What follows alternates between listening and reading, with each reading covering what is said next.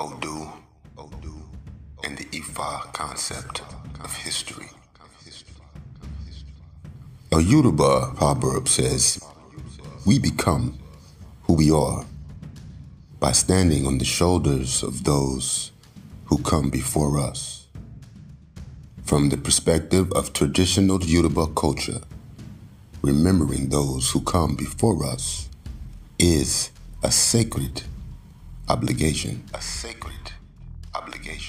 Each generation takes responsibility for passing forward the wisdom of the past. In most earth-centered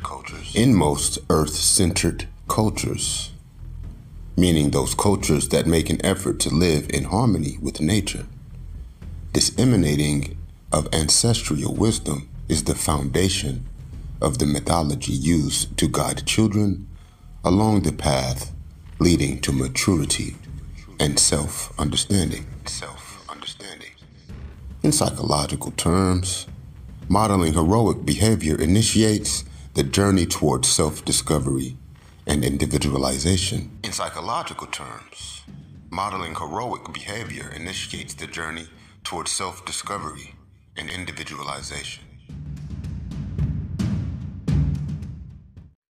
The effective completion of this journey carries the possibility of making each one of us a revered ancestor in the collective memory of our descendants. This potential is reflected in the bond between grandparents and grandchildren. In Yoruba, this bond is called Ife, which is commonly translated to mean love. I suspect the word has a broader connotation related to the word Ifa. If Ifa means the wisdom inherent in nature, the word Ife suggests the expression of that wisdom in everyday life. Ifa teaches that everyone is born of a good and blessed person, Omo Riri. As elders, we make sure our dependents internalize this message so it continues to inform future generations.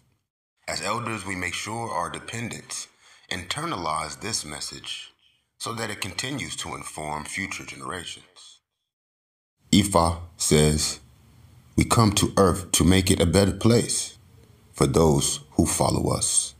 Ire aye. Based on the Yoruba belief in Atunwa, reincarnation. Future generations include our own return to the earth we have previously helped shape. This cyclical process is the foundation of both Ifa ethics and the Ifa view of history. The cycles of birth and rebirth on a personal level are reflected in the movement between creative expansion and destructive contraction that characterizes the traditional African view of history. Prior to the emergence of colonialism, historical accounts of past events were expressed in mythic terms.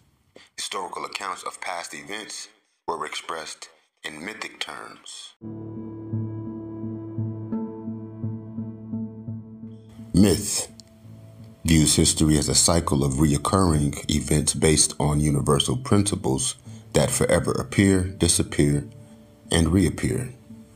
Myth teaches transcendent spiritual principles that can be applied to the unique challenges of each succeeding generation. Earth-centered myth is based on the belief that all humanity is interconnected and interrelated. It expresses the metaphysical idea that living in harmony with nature results in benefit for the individual, the community, the global village, and the environment. Post-colonial myth is rooted in the idea of linear progression and is deeply influenced by the Darwinian concept of survival of the fittest. In this worldview, history is a sequential progression of events leading to greater degrees of quote-unquote progress. The idea of progress is defined as the increased ability to use technology to control nature. To control nature. Those who create the most effective technology for exploiting natural resources are considered the fittest from the Darwinian perspective. According to this worldview, the fittest are entitled to privilege to ensure the continued linear progression of history.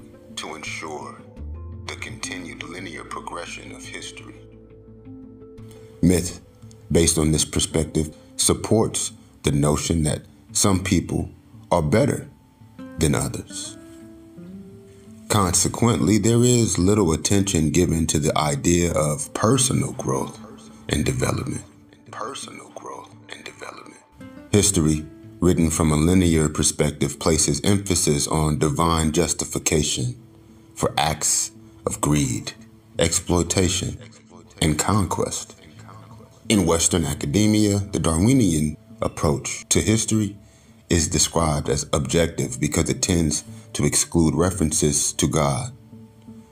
The recurring message of divine justification becomes an unspoken assumption and remains fixed in the consciousness of Western culture as long as it remains effectively unchallenged. In 1912, the major European colonial powers met in Berlin to create virtually all the boundaries now recognized as sovereign states on the continent of Africa. The purpose for creating these boundaries was to establish spheres of influence for the exploitation of natural resources. Frequently, the newly created borders cut across long established culturally identified geographical boundaries.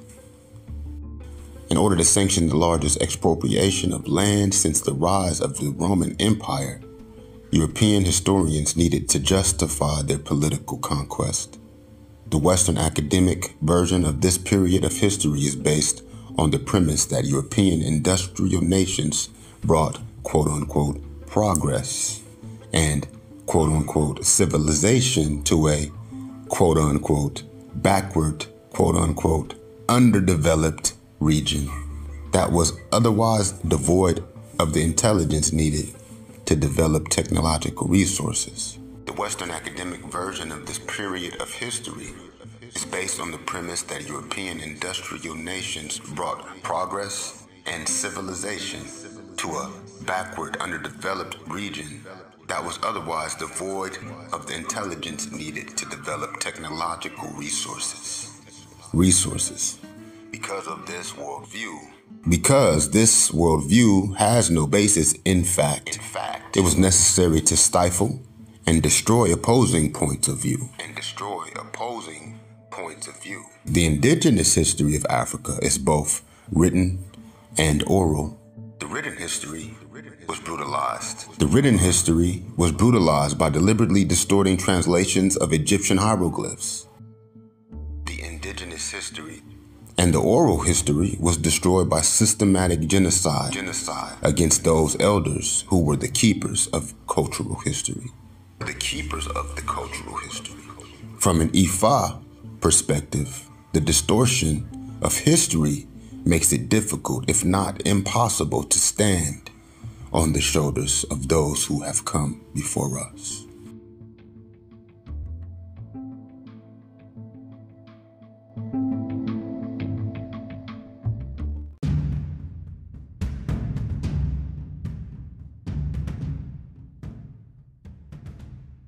There are those who speak passionately about the systematic genocide committed against his elders by the British in a deliberate attempt to destroy any record of Zulu history. The occupying British administration passed laws making it illegal to claim Africans lived in South Africa before or prior to the European immigration. These laws remained in effect until apartheid was abolished through the efforts of Nelson Mandela and the ANC. It's clear that similar acts of suppression occurred across the continent during the early stages of colonial conquest. colonialization of Africa was based on deliberate four-step process of convert, corrupt, conquer, and control. Colonialization of Africa was based on deliberate four-step process of convert, corrupt, conquer, and control. The vanguard of European imperialism was the Christian missionary movement. The vanguard of European imperialism was Christian missionary movement. Explorers like Dr. Livingstone and the Jesuits mapped remote regions of the African continent, setting up trading ports and churches along their route. The task of these early clerics was to study the language and beliefs of previously unknown cultures.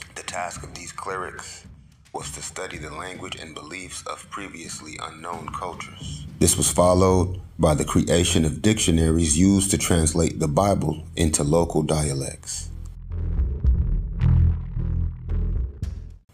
These dictionaries typically took indigenous earth-centered cyclical words and replaced them with linear, control-centered, Christian-based definitions.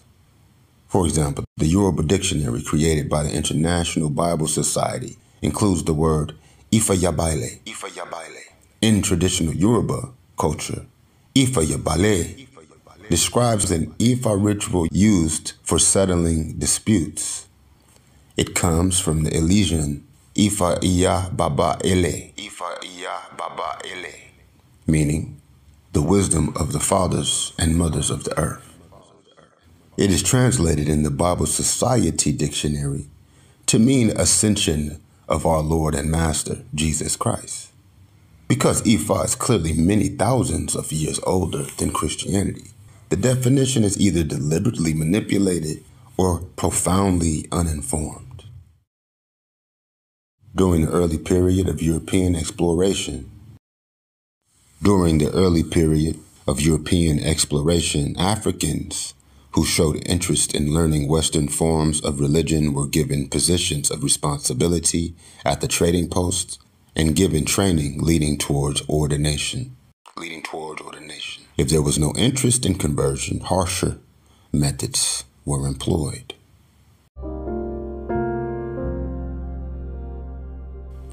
Malidoma Somé, in his book Of Water and Spirit, tells of being taken against his will from his village in Burkina Faso, Mali, when he was just 4 years old and forced to attend seminary.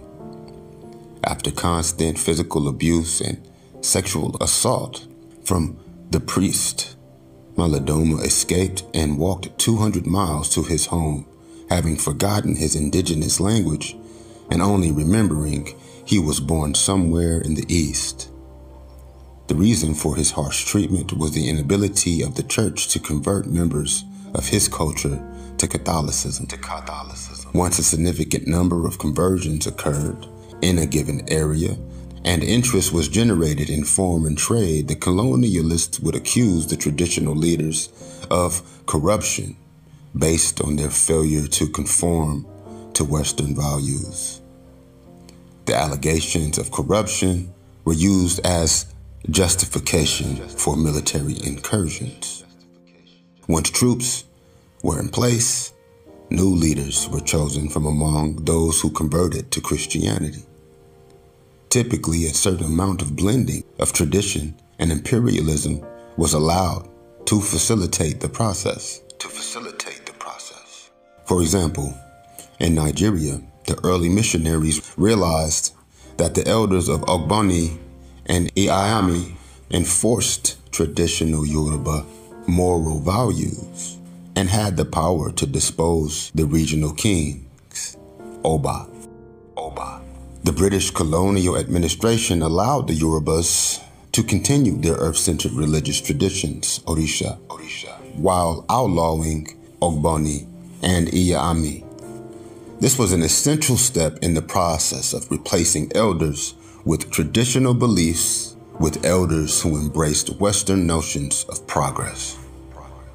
Once this council of elders was removed, Yoruba culture could maintain the appearance of tradition while being easily manipulated. The British then went on to accuse traditional Yoruba culture of extreme immorality after they banished the guardians of ethical behavior. The insidiousness of the campaign against Yoruba elders was too precise and effective to have been anything other than deliberate and well-informed.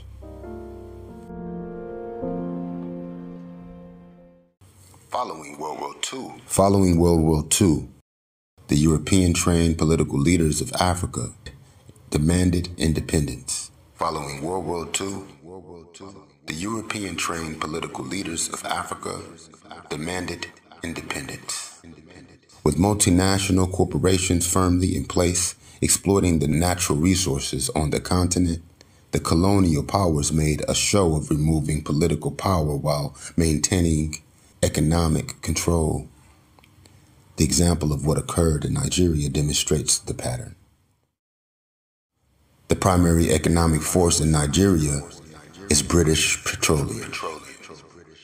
Executives of the British oil industry are members of a secret fraternity called the Skull and Crossbones.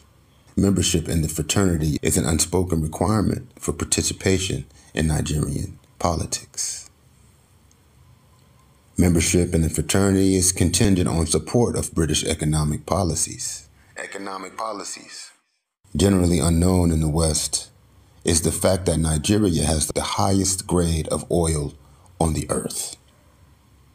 The price of oil on the global market keys off the price of oil from Nigeria. Under a democratic government, Nigeria historically reduces the price of oil to increase production and stimulate the domestic economy. This has the effect of depressing the price of oil in the rest of the world markets.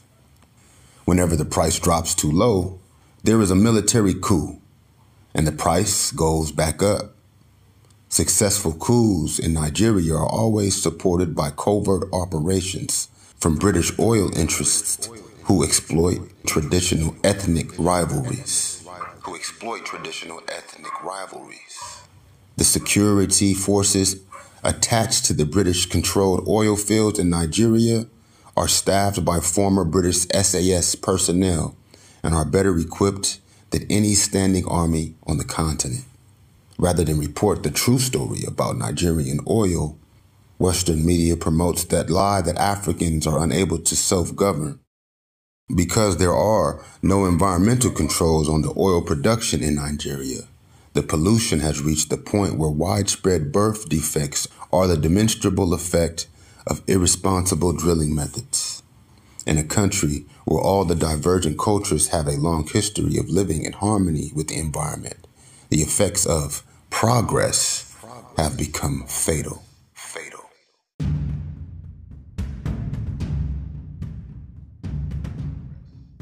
One of the most blatant examples of political manipulation in Africa occurred in Rwanda. When the Belgians first arrived in the area, they were dismayed to discover the entire country was populated by a single culture, making it impossible to implement a policy of divide and conquer. The Belgians issued identity cards designating everyone who lived in the city as Tutsi, and everyone who lived in the country as Hutu. These arbitrary designations were solidified and exploited, leading to the horrendous genocide that has decimated the country. South African journalist Mr. Deshengo has described this conflict based on interviews with Rwandans in his article, Rwanda, the True Forces Behind Genocide in Africa. These are the same people who are funding the genocide in Rwanda for their own selfish and demonic ends. What is interesting is that these same people now turn around and write and broadcast in the media, which they control worldwide, that the genocide that is taking place in Rwanda is tribalism between the Hutu and the Tutsi. Well, the Hutu and the Tutsi say the war in Rwanda has got nothing to do with them. This is what they told other Africans in the United States. They say the war in Rwanda is political. It is between Belgium and France, They are either fighting for the turf or are deliberately arming the two sides to create instability so they can go on exploiting the region's resources. The Western countries' industries and economics are based on raw materials from Africa. The Western countries' industries and economics are based on raw materials from Africa. For instance, Belgium exports heavy machinery, but there is not even a single mine in Belgium. Where do they get the raw materials to manufacture the heavy machinery they're exporting? From Africa. From Africa. From Africa. From Africa. Jesse Helms wrote in 1978 that the United States industry would halt without South African minerals.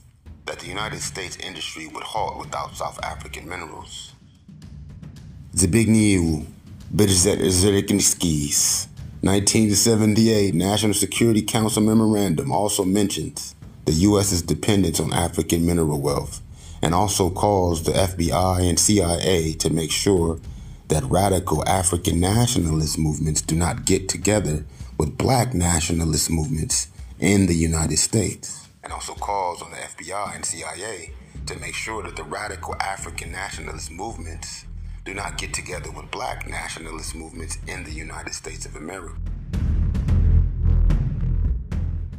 According to a transcript of Network 23 program in Los Angeles, Henry Kissinger's National Security Memorandum 200, which was quietly declassified in 1990, says, among other things, that the U.S. economy will require large and increasing amounts of minerals from abroad, especially from less developed countries. That fact gives the U.S. enhanced interest in the political, economic, and social stability of the supplying countries. Wherever a lessening of population can increase the prospects for such stability, population policy becomes relevant to resources, supplies, and the economic interests of the United States. Of course, we know that the economic interest of the United States means the interest of U.S. corporations and multinationalists. NSM 200 is available at the U.S. National Archives.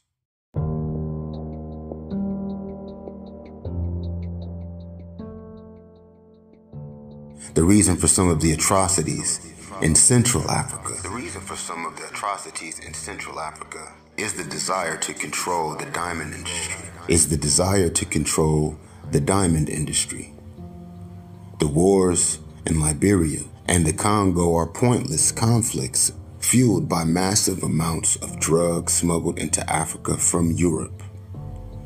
The chaos created by unrelenting violence allows for the uncontrolled exploitation of the raw diamonds, with no benefit given to the people who live in the areas where the diamonds are mined.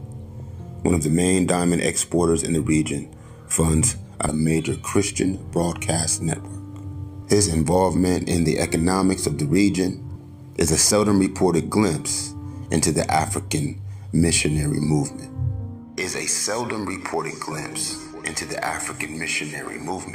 It is clear to me that African history has been systematically denigrated for purposes of political control.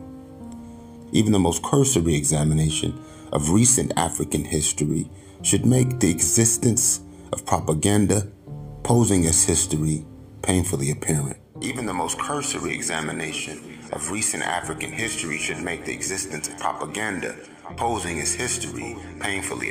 What is not as easily discernible is the fact that African history is being deliberately distorted to suppress a spiritual secret that, if revealed, would change the way the entire planet perceives human history and alter the way we relate to our physical environment. It would also provide the foundation for creating alternative energy sources that have the potential for reversing the mass destruction of the natural resources that threatens human existence. For example, the ancient Egyptians knew how to extract electricity directly from the earth through the use of metal, like copper, as well as magnets. This source of energy was used to electroplate gold onto stone statues. The sarcophagus of King Tut is clearly electroplated, and yet the guardians of the Western historical worldview consistently ignore the obvious.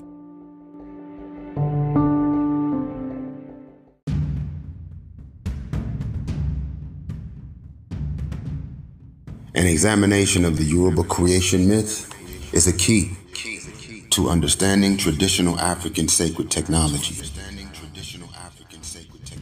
and a key to understanding why such effort has been directed towards denigrating African history. According to Ifa oral scripture, the earth was once covered with water. Obatala descended from Orun on a long chain, carrying with him a snail, a hen, and palm nuts. He sprinkled the sand on the water and dropped the hen on the sand to scratch the dirt and create land on earth. The chain was not long enough for Obatala to reach the ground, so he dropped the palm nut into the sand that grew into a palm tree. While waiting for the tree to grow, Obatala got drunk, and the task of completing creation is given to Odua. This part of the creation story is well known in the diaspora. Less well known is the continuation of the story.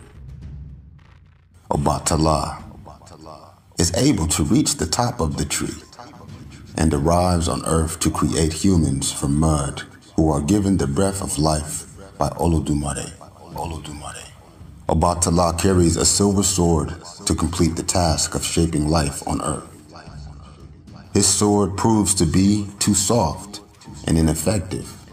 At this point, the process of completing creation is given to Ogun, who initiates the use of iron as a tool to facilitate farming and the construction of cities. Eventually, Ogun's tools become used as instruments of war, and the planet is again covered with water due to the inability of humans to live in harmony with the natural environment. In response, Orunmila repeats Obatala's journey from Orun to Earth without getting drunk.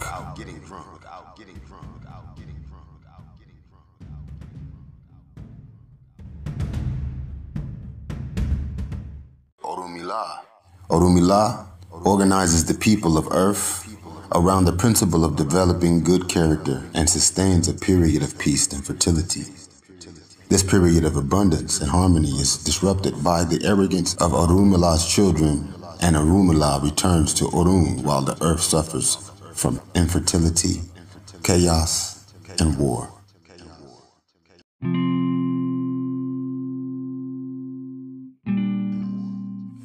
The children of Orunmila plead with him to return, and he tells them he will not leave Orun. He does feel compassion for the condition of the people of the earth and tells them they can communicate with him by using the ikin, sacred palm nuts, for divination. This seemingly simple story alludes to a wealth of information that only becomes clear in light of some understanding of African history and the inner workings of Ifa ritual. Unfortunately, there are very few written histories of Yoruba culture. The limited resources that were primarily written by Yoruba after converting to Christianity and seem to miss the deeper metaphysical implications of traditional Yoruba spiritual tradition. All the written accounts of Yoruba history take a narrow view that the genesis of Yoruba culture dates back to a migration from East Africa that occurred approximately 1,500 years ago. Just one example of why this is unlikely is the obelisk of Oronmiyan in Ile-Ife. There is an image of a trident made from iron spikes on the obelisk. The iron and the spikes have never rusted. The only other place where you can find iron that does not rust is in the temples located in northern India. These temples are dated as being 9,000 years old. The kindest thing that can be said about the academic attempt at dating Yoruba culture is that it's sadly myopic. A closer look at the creation myth gives us clues for dating Yoruba's culture and gives us a glimpse of the sacred secret that has caused so much deception in the chronicles of Western historians. The word Obatala is an elision of the phrase Oba Ta Allah, meaning king of white light.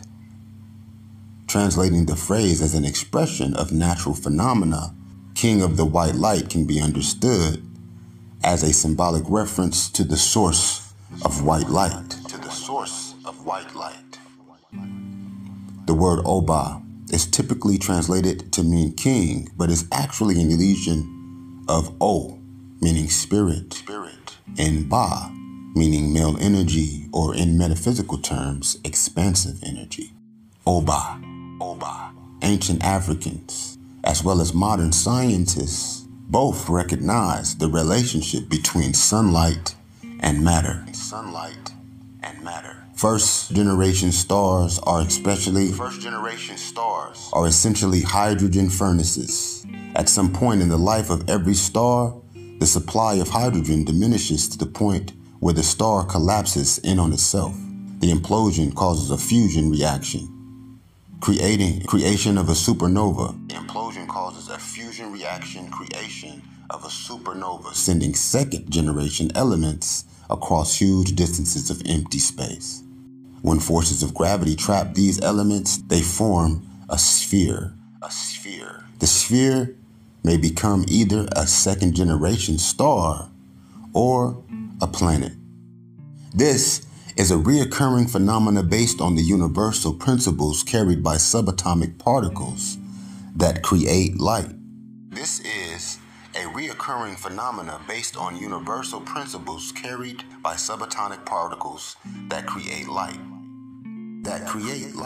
Ifa refers to this invisible organization principle as Ori and teaches that everything in nature has Ori. Ifa refers to this invisible organizing principle as Ori. A literal translation of Ori is head, but the inference of the word is consciousness or intelligence, suggesting everything in nature has some form of awareness.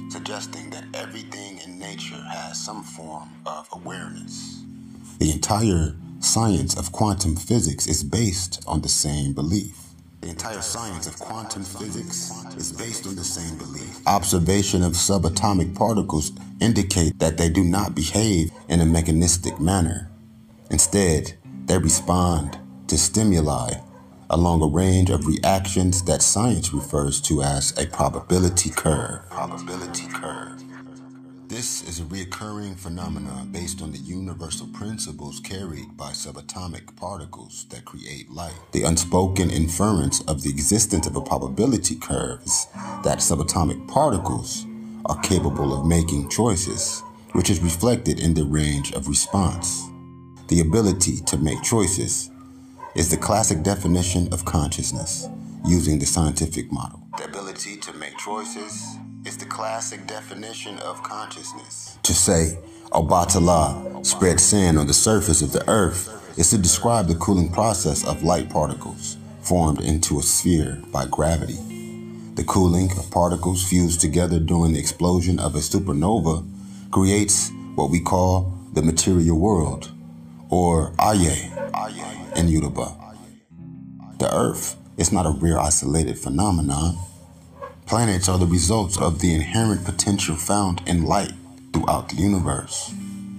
Obatala, as a spiritual force in nature, casts sands upon the water in every corner of every galaxy in the material world.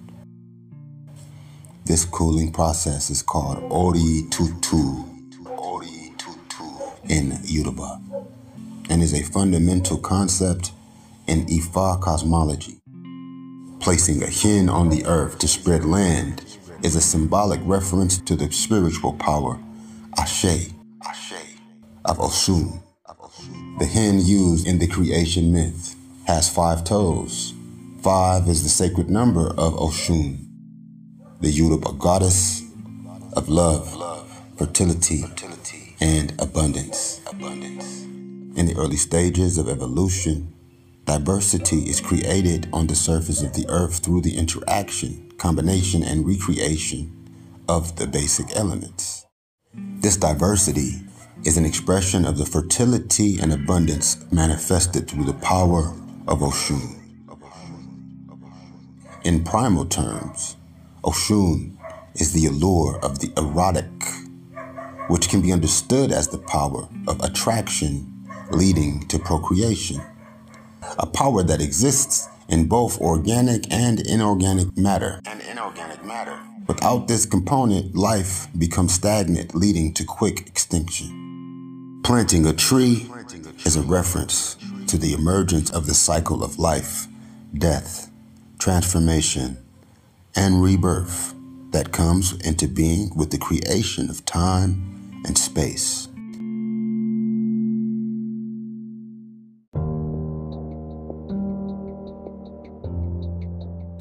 The eternal essence of creation is called Odu in Yoruba. The eternal essence of creation is called Odu in Yoruba. And Odu exists outside the boundaries of time and space.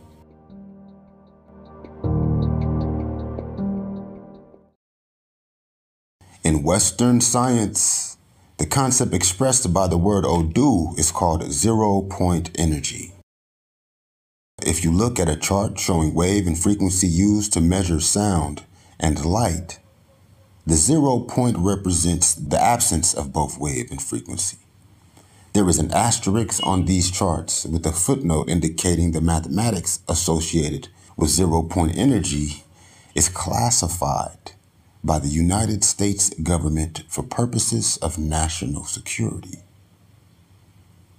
Accessing the 0 point, or accessing Odu, is the ability to access raw energy, Ashe, as it passes from the indivisible to the visible realm of creation. As it passes from the invisible to the visible realm of creation. Anyone who has this ability can shape physical reality.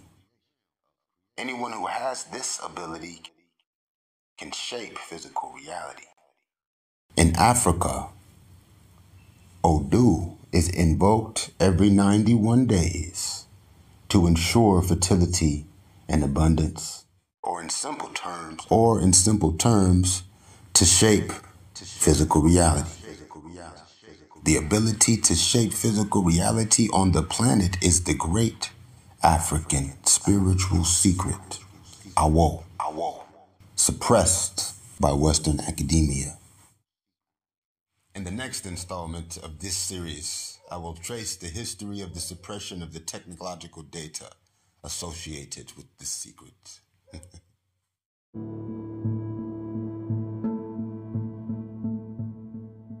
The image of Obatala. The image of Obatala bringing form and substance to the earth is an expression of the Ifa concept of the descent of Ashe through Odu, where it becomes manifest in multiple arenas of creation. The image of Obatala bringing form and substance to earth is an expression of the Ifa concept of the descent of Ashe through Odu, where it becomes manifest in multiple arenas of creation. In simpler terms, the structure of light has an eternal foundation referred to as Odu Irori. In simpler terms, the structure of light has an eternal foundation referred to as Odu Irori. The manifestation of Irori from Odu leaves the eternal realm, Orun, and enters the temporal realm, Aye, where it expresses itself as sunlight. where it expresses itself as sunlight. The fire at the core of the earth, lightning, fire in the stove, and the fire of passion in the heart of a person, pushing them towards internal transformation. This is one phenomenon from one source, expressing itself in different dimensions of creation. This is one phenomenon from one source, expressing itself in different dimensions of creation. The ability to invoke Odu is the ability to bring the power of a particular force in nature to play in the resolution of a particular problem. The ability to invoke Odu is the ability to bring the power of a particular force in nature to play in the resolution of a particular problem. This ability is not encouraged in any political system that depends on manipulation. This ability is not encouraged in any political system that depends on manipulation and control to support the privilege of a few over many. To say Obatala got drunk during the unfolding of the creation is to acknowledge the existence of chaos as a component of every ecosystem. Nothing in the material world exists in a state of perfection. Every physical structure on Earth carries the seeds of its own self-destruction. These seeds often sprout in seemingly random and unexpected ways. Mutation and extinction forever remains an inherent ingredient in the life cycle of all things. The appearance of Odua refers to existence of form in the universe. The word Odua is from the Elysian Odu, Iwa, that literally means womb of creation. I greet, or I arrive.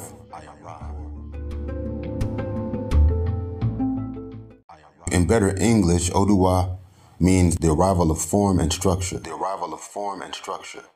The appearance of Odua in the story is an affirmation of the idea that form sustains itself through creation.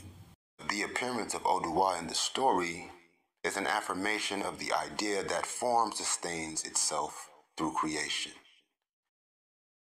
From a metaphysical point, the idea that form sustains itself through creation. From a metaphysical point of view, form is feminine or contractive power. In very simple terms, an elephant never gives birth to a rat. Odua is a primal expression of the structures of the laws of nature as they manifest on Earth. Odua is a primal expression of the structures of the laws of nature as they manifest on Earth. Obatala is described as molding life from clay. Lab tests have proven that when lightning strikes certain types of soil, it can stimulate the growth of bacteria, leading to the development of more evolved life forms. The oral teachings of Ifa include the belief that primal forms of bacteria arrived on Earth buried in the core of meteors. The oral teachings of Ifa include the belief that primal forms of bacteria arrived on Earth buried in the core of meteors. Throughout Africa, meteors are considered sacred symbols of the seed of life. In Egypt, these stones were called bin stones, and were traditionally placed on the top of large obelisks as a shrine to the mother of human life. One of the largest of these bin stones was used as an ancestor shrine for the cross-cultural groups who traded throughout the Fertile Crescent.